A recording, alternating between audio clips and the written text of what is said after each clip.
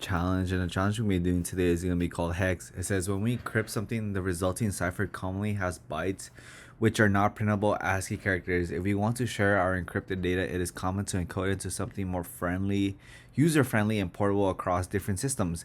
Hexadecimals can be used in such a way to represent ASCII strings, where each letter is converted to an ordinal number according to the ASCII table as in the previous challenge. Then the decimal numbers are converted to base 16 numbers, otherwise known as hexadecimals. These numbers can be combined together into one long hex string, including below is a flag encoded as a hex string. Decode this back into bytes to get the flag. So we have to decode this, and I guess the challenge is to decode it using code. In our case, we're gonna use, I guess, a Python interpreter and I guess solve this challenge. So we're gonna have, I guess I'm gonna call it like what, string, like solve equals whatever we have inside, which is this hex string. And after that, we're gonna do bytes from hex, which is a function that can be used to convert hex to bytes. Then the hex instance can be called on byte strings to get the hex representation. So I think bytes from hex. How to use this? I've never used this function. Bytes from hex.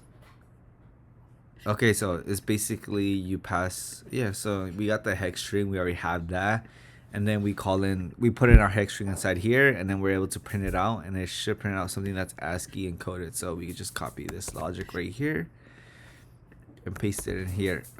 What we have here, byte string hex, and paste it right here.